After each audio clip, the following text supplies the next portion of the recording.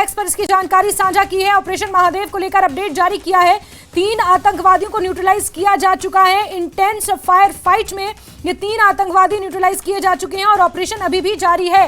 ये बड़ी खबर आपको बता रहे हैं। लश्कर के आतंकियों को पहले घेरा गया, ऑपरेशन महादेव चलाया गया लिद्वस में, और सेना के ऑपरेशन महादेव में 3 आतंकियों के ढेर होने की खबर है। ये बड़ी उपलब्धि यहां पर हासिल की है सेना ने। श्रीनगर मुठभेड़ में 3 आतंकवादी ढेर हुए हैं। ऑपरेशन महादेव अभी भी जारी है। इस ऑपरेशन को ऑपरेशन महादेव नाम दिया गया था। 3 आतंकवादियों को ढेर किया जा चुका है और खबर मिल रही है कि ऑपरेशन अभी भी जारी है। दोनों तरफ से हैवी फायरिंग हुई और उसके बाद सेना ने मोर्चा संभालते हुए 3 आतंकवादियों को ढेर कर दिया है। इसे एक बड़ी सफलता के तौर पर देखा जा रहा है। जिस तरह से लिद्वस इलाके में सुबह से ही रुक रुक कर मुठभेड़ का सिलसिला जारी था, फायरिंग का तबादला दोनों तरफ से हो रहा था और अब सेना ने इस ऑपरेशन को और इंटेंस किया, जिसके बाद 3 आतंकवादियों को यहां पर ढेर किया जा चुका है। एक बड़ी सफलता यहां पर सेना को मिली है और 3 terrorist have been neutralised in an intense firefight. और सरोज हमारे सहयोगी लगातार बने हुए हमारे साथ। सरोज, ये चिनार कॉर्प्स ने इस बात की पुष्टि की है कि 3 आतंकवादी ढेर किए जा चुके हैं, लेकिन ऑपरेशन महादेव स्टिल कंटिन्यूज। जी बिल्कुल, जाहिर सी बात है। देखिए, अभी ये जो 3 आतंकियों को एलिमिनेट किया गया है लश्कर के, सबसे पहले तो अब इनकी पहचान होगी और पता लगेगा कि कहीं ना कहीं डायरेक्टली इनडायरेक्टली ये लोग, जब ऑपरेशन सिंदूर लॉन्च हुआ उससे पहले हमने देखा पहलगाम बाइसरन में जो आतंकी हमला हुआ था, इनका कोई कनेक्शन तो नहीं है। ये सबसे पहला प्रोसेस रहेगा सिक्योरिटी फोर्सेज की तरफ से।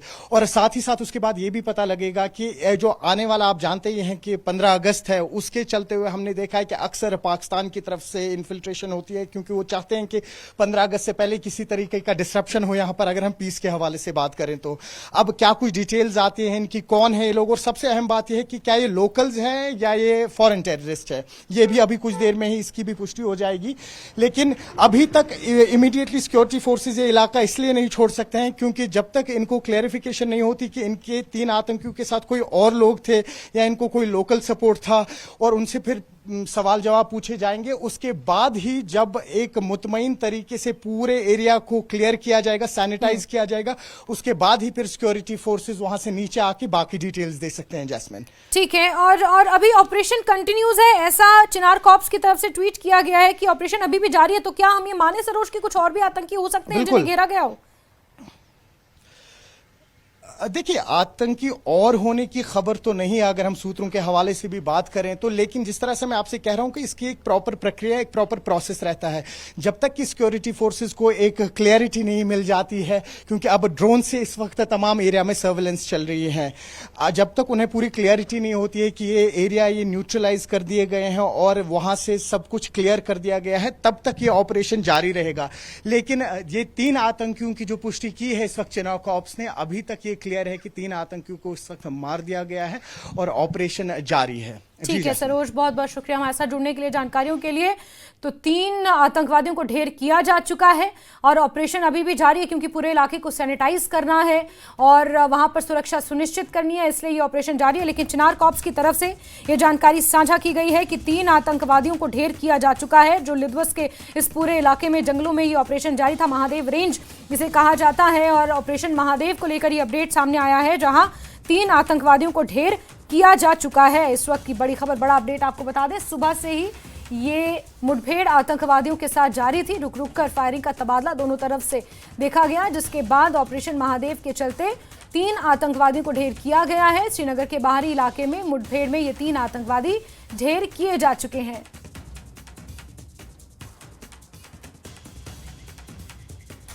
तो बड़ी खबर आपको बता रहे हैं, श्रीनगर का ये आउटस्कर्ट्स का इलाका है, श्रीनगर का बाहरी इलाका है।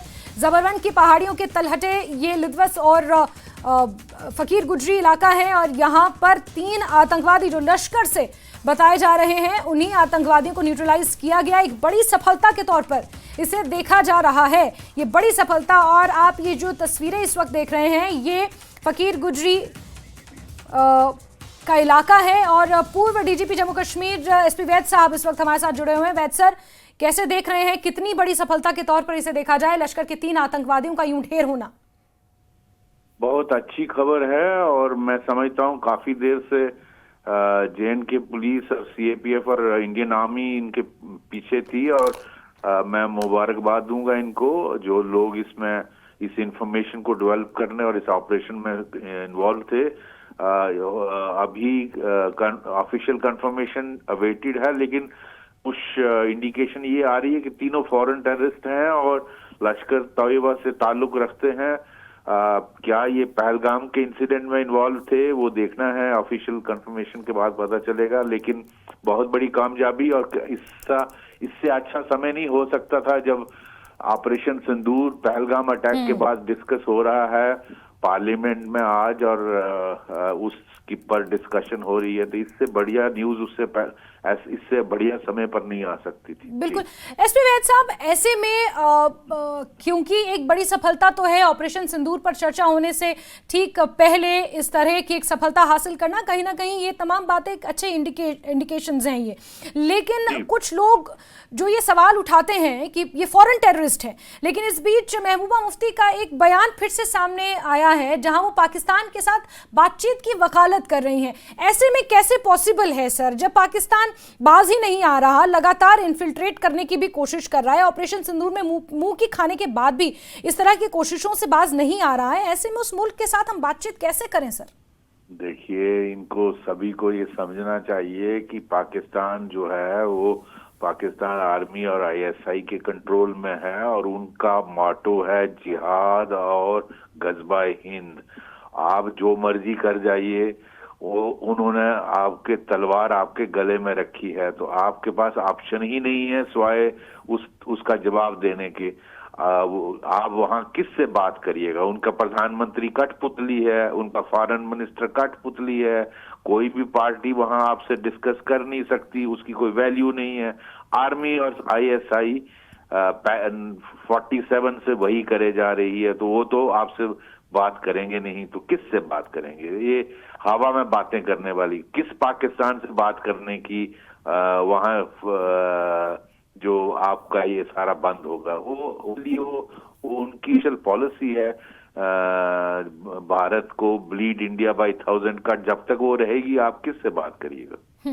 लेकिन एसपी वैद साहब, अगर हम इस जबरवन की और लिद्वस और ये जो फकीर गुजरी इलाका है, अगर इसकी टोपोग्राफी को आपसे समझने की कोशिश करें तो इसे एक श्रीनगर के आसपास का एक सुरक्षा कवच माना जाता था। 2000s के टाइम, 1990 और 2000 के दशक के टाइम यहाँ पर आतंकवादी छिपने की कोशिश करते थे, यहाँ पर उनके लिए सेफ हाइडआउट्स होते थे, क्योंकि टोपोग्राफी ऐसी, और साउथ में तो फिर साउथ कश्मीर लग जाता है, तो उनके लिए आसान होता था। लेकिन कुछ समय में यहाँ जब पेट्रोलिंग बढ़ाई गई, सुरक्षा बढ़ाई गई, तो यहाँ पर शांति स्थापित हुई। लेकिन बीते कुछ समय से हम देख रहे हैं कि इसी रास्ते का दोबारा आतंकवादी इस्तेमाल कर रहे हैं, क्योंकि गांदरबल में जेडमोर टनल में भी जो आतंकवादी ढेर हुए थे, उनका भी एनकाउंटर इसी रेंज में हुआ, और अब भी यहाँ पर आतंकवादियों के साथ एनकाउंटर, मुठभेड़। इस रेंज को एक बार जरा आप डिकोड करेंगे प्लीज इस चीज को। ये देखिए, जो जबरवान पहाड़ी हैं और ये जो पूरा इलाका है, ये जो हमारे मुगल गार्डन के ऊपर के पहाड़ी इलाका है, और डाचीगाम का जो जंगल है, ये 90s में तो बहुत बुरी तरह इन्फेस्टेड था, और यहाँ काफी टेररिस्ट होते थे। वहाँ जाना ही इम्पॉसिबल था, इसीलिए वहाँ टूरिज्म बंद कर दिया गया था, और वहाँ स्पेशल परमिशन चाहिए थी उस वक्त चीफ मिनिस्टर या लेफ्टिनेंट गवर्नर से, अगर किसी को इसे वहाँ गेस्ट हाउस में अगर जाना हो। इवन हमारे जैसे हाई रैंकिंग ऑफिसर्स को भी जाने के लिए वहाँ पहले परमिशन चाहिए थी, तो वहाँ सब टूरिज्म बंद कर दिया गया था। लेकिन काफी देर से अब ये जब से श्रीनगर में हालात बेहतर हुए थे, यहाँ बिल्कुल जब पेट्रोलिंग बढ़ा दी गई थी, यहाँ बिल्कुल साफ हो गया था। लेकिन पिछले कुछ टाइम से हम देख रहे हैं यहाँ प्रेजेंस दोबारा पाई जा रही है, जो श्रीनगर के लिए अच्छा इंडिकेशन नहीं है।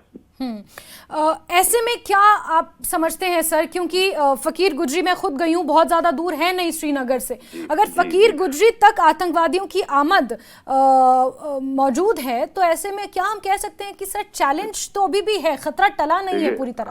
अगर फकीर गुजरी में टेररिस्ट हों, डाचीगाम के जंगलों में हों, तो वो किसी वक्त भी सुसाइडल अटैक श्रीनगर में कर सकते हैं, ये मुश्किल नहीं है। तो इसलिए बहुत मैं समझता हूँ जो लोग श्रीनगर इलाके को, डिस्ट्रिक्ट को देखते हैं, उनको ये इंश्योर करना होगा कि इस तरफ, इस इलाके में, श्रीनगर के आसपास के इस इलाके में बिल्कुल साफ सुथरा हो, और कोई भी हाइड आउट्स नहीं होने चाहिए, कोई प्रेजेंस टेररिस्ट की नहीं होनी चाहिए। जी जी। ठीक है, बहुत बहुत शुक्रिया वैद सर हमारे साथ जुड़ने के लिए, इस बातचीत के लिए, सारी इन्फॉर्मेशन के लिए। तो आपको बता दें श्रीनगर का ये